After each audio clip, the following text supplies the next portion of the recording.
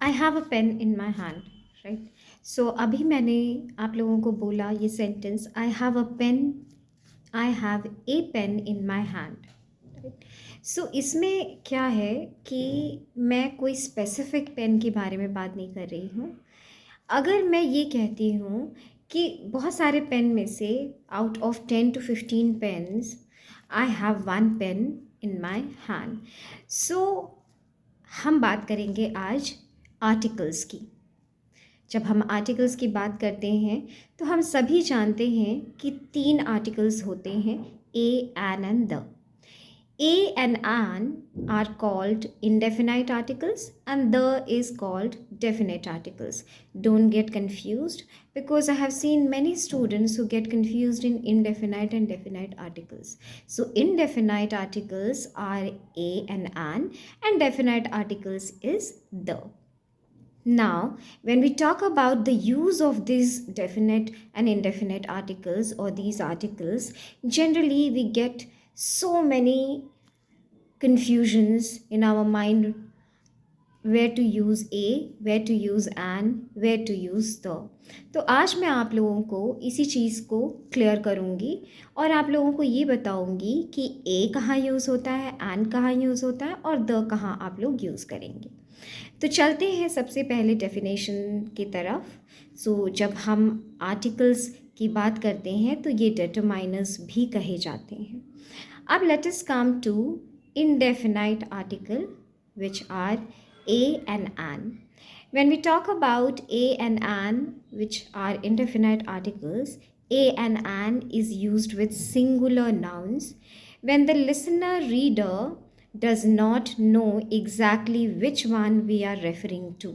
So indefinite article a और an जो होते हैं वो हमेशा ये आपको बताते हैं कि श्योरिटी नहीं है उस किसी भी चीज़ को लेके या कोई भी सामान है। से फॉर एग्ज़ाम्पल अगर मेरे पास ये एक फ्लावर वास है, आर्टिफिशियल है, सो if I say that I am holding a flower vase, right? So this particular, so ये क्या बताता है कि आउट ऑफ 10 इसी तरह के 10 फ्लावर वास जो हैं उनमें से कोई एक फ्लावर वास मैं उठा रही हूँ जिसमें कोई सर्टेनिटी नहीं है। सो 10 चीज़ों में से कोई एक गमले मैंने उठाए, वेज मैंने उठाए, राइट? सो इस तरह से क्या होता है, इंडेफिनाइट आर्टिकल वो यूज़ होता है जैसे फॉर एग्ज़ाम्पल 2 चॉपस्टिक्स हैं मेरे पास, तो अगर मैं बोलूँगी I have picked A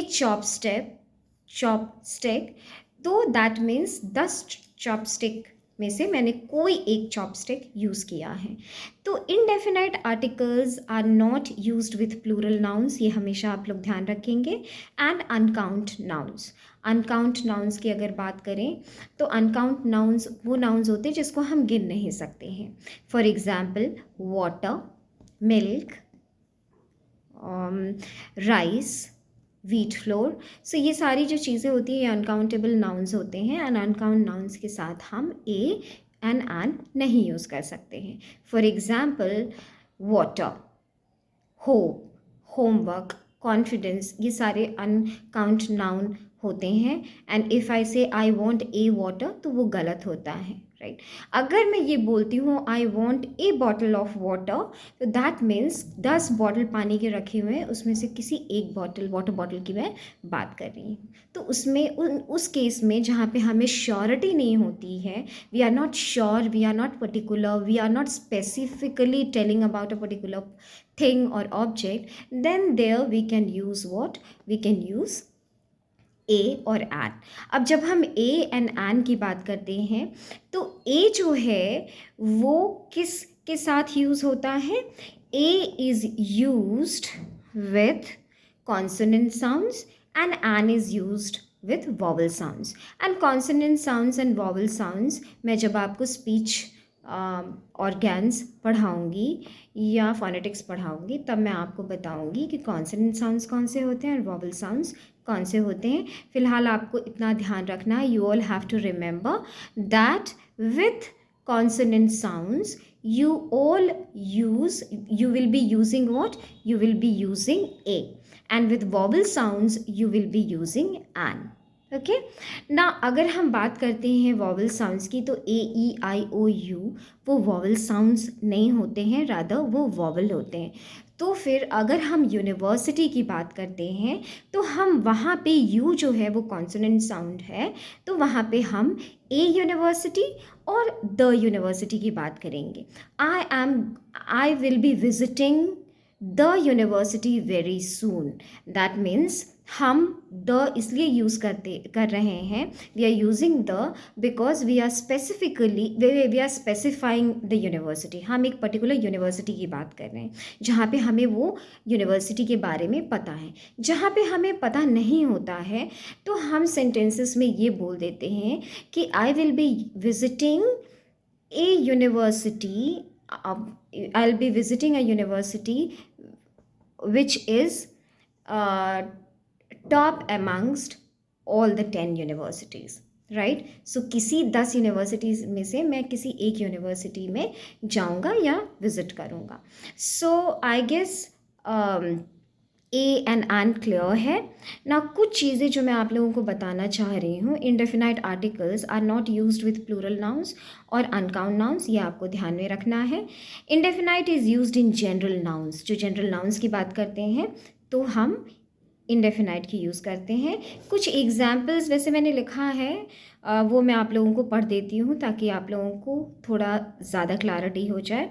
I want a cheese burger. So here we are not specifying any cheeseburger, so it could be any cheeseburger, right? So that is why a cheeseburger. Then next example hai, I could use an apple. It could be any apple, right? It could be any apple. I need the notes that I wrote in the class. so यहाँ पे है particular, यहाँ पे specific है, यहाँ पे sentence जो है वो स्पेसिफिकली उस नोट के बारे में बात कर रहा है जो कि क्लास में लिखी गई है. इसीलिए यहाँ पे क्या है, यहाँ पे द का यूज़ होता है. तो जब हम the, I have already told you that it is an indefinite, sorry it is an definite article if you talk about the. So the definite articles shows that a noun is specific. सो हम किसी particular, हमें surety होती है कि हम इसी object के बारे में, प्लेस के बारे में या पर्सन के बारे में बात कर रहे हैं, तो हमें द यूज़ करना होता है. लेकिन हाँ, एक बात ध्यान रहे कि हम द कभी प्रॉपर नेम्स के साथ यूज़ नहीं करते हैं. आर्टिकल्स हम कभी प्रॉपर नेम्स के साथ यूज़ नहीं कर सकते हैं. जैसे we cannot say the Seema, we cannot say the we cannot say the Shubhansh, we cannot say the Ayansh, right? So specifically proper the Agra, the Delhi, we cannot say this. So proper names के साथ हम कभी भी definite और indefinite articles use नहीं करते हैं क्योंकि उनके खुद के पर्सनल आइडेंटिटी होती है, right? So I guess this is clear to you. Now एक चीज़ है, इट इज़ द जो है it is also used with nouns in superlative degree and specified nouns. अब फॉर एग्जाम्पल जब मैं ये बात कहती हूँ I have an apple in my bag, the apple is red. So मेरे बैग में जो एप्पल रखा है वो रेड है, तो मैं पर्टिकुलरली उस एप्पल की बात कर रही हूँ जो मेरे बैग में है. So that is why here the will be used. Can you please give me water? Thanks for giving me the water.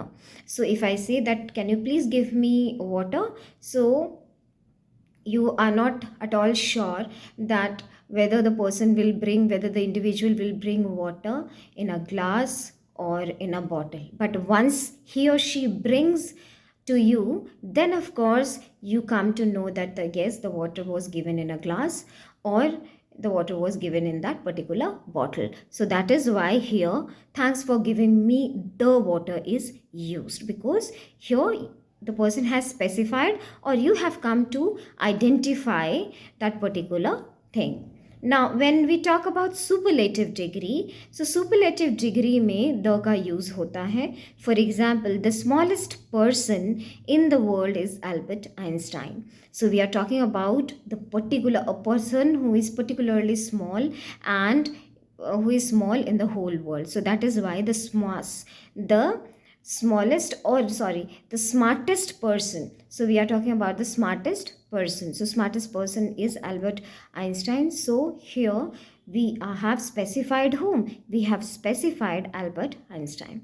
For example, the tallest person in the world was 9 feet tall. So we are particularly specifically talking about that particular person who was tallest in the world. The highest peak in the world is Mount Everest. So we are here, यहाँ पे क्या हो रहा है? We are particularly talking about Mount Everest. इसीलिए यहाँ पे the का use हो रहा है. He is the best student in the class. So we are particularly talking about that particular student who is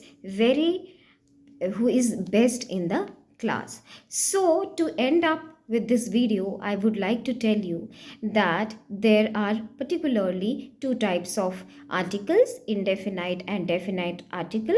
Now, when we talk about indefinite article, then a and an are indefinite articles and the is definite articles. Now, so a and an, these articles are particularly used when you people are not sure, when you are not talking about a specific thing or object or person, and these particular articles are not used in uncount nouns. Is it clear? Now when we talk about the is used where there are